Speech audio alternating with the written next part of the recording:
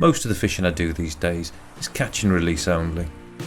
But when the mackerel are in for the summer, or I get to do a bit of rainbow trout fishing, there's no better way to round up the day than with a fishy feast. Turning live fish into food requires a bit of sacrifice on the fish's part and also the use of a tool, and for this project I'll be making a priest.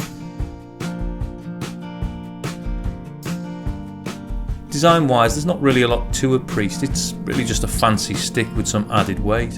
But like all good tools, I wanted it to have a comfortable feel in the hand. For the wood, I wanted to use something native, and an obvious choice was beech, one of the giants of the British countryside. Its dense wood is often used for making joiners' mallets and other striking tools. But rather than fell a tree for the project, I opted for a source a little closer to home. A rolling pin.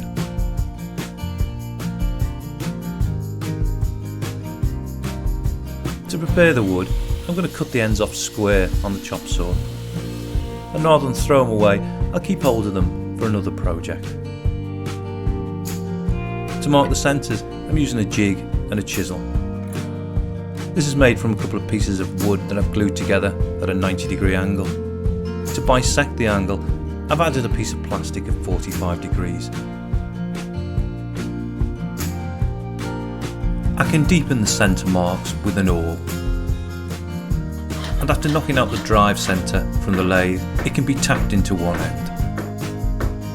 To mount the piece, I can push the drive centre home and then tighten up the tailstock, making sure I hit the awl mark at the other end.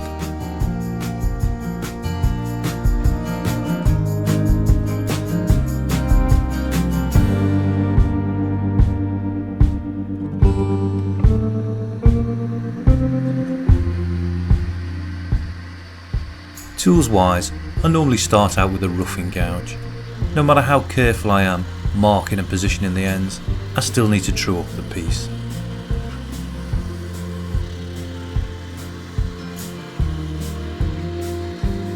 Once I'm happy with how the wood is running, I can start to transfer some dimensions from the drawing.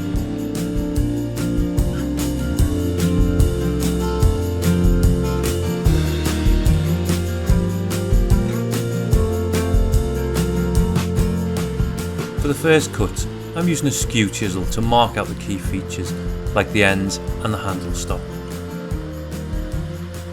Then I can switch to a parting chisel and quickly reduce the diameter where the handle ends.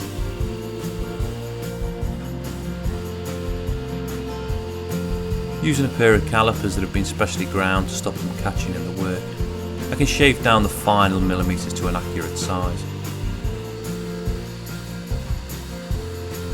And then repeat the exercise to give me the largest stop on the handle's butt, before removing some of the waste from the ends.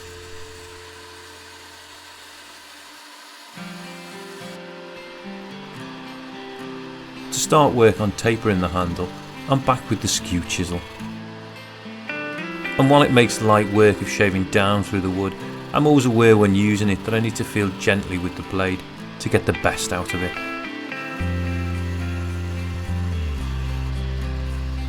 For the shape, I'm almost working freehand and just using the drawing as a reference rather than a plan.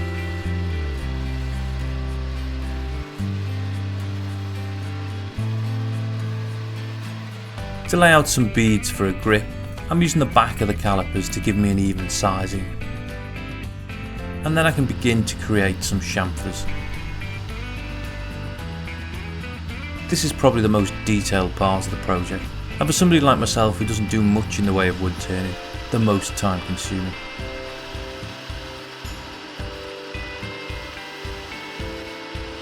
Once I've chamfered all the edges, I can roll them into beads, taking time to make sure that they're evenly spaced and shaped. For the striking end, I can create a round over in a similar way to the beads.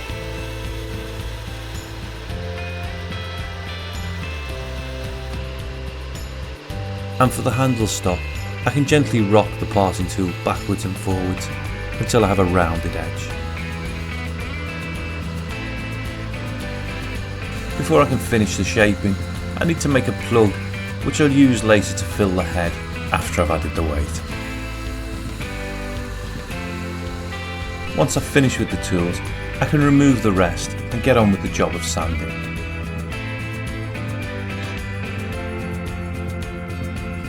Starting out with 180 grit paper, I can take out any of the fine marks left by the tools,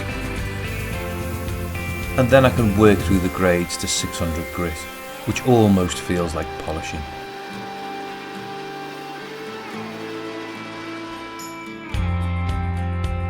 With the shaping and sanding complete, I can remove the priest from the lathe, and using the centering jig as a steady, cut the plug off with a handsaw. Then it can be simply sanded to a finish.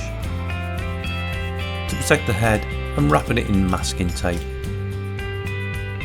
Then I can place it in the vise of a drill press that I've set up, and using a small bit, drill out a pilot hole before cutting off the stub.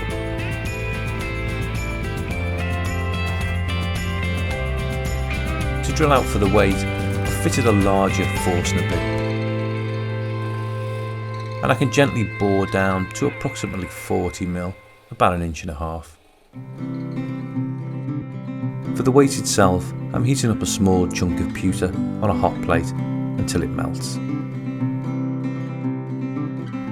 Then using a pair of pliers to grip the crucible, I can fill the head to just a little below the top.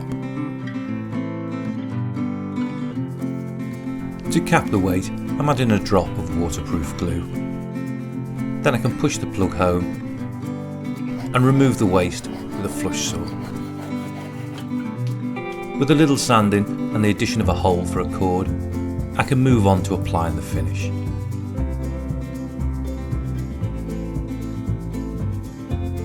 Rather than break out a tin of varnish, I'm heating some oil to thin it down.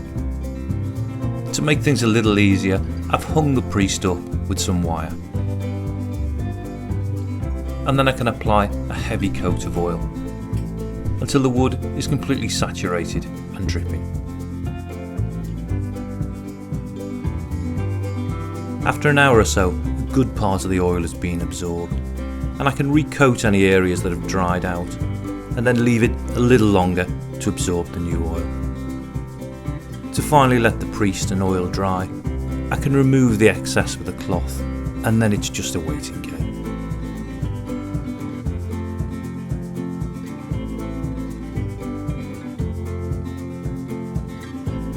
If you'd like to see more handmade fisherman projects, you can follow the link to my channel or subscribe to receive updates.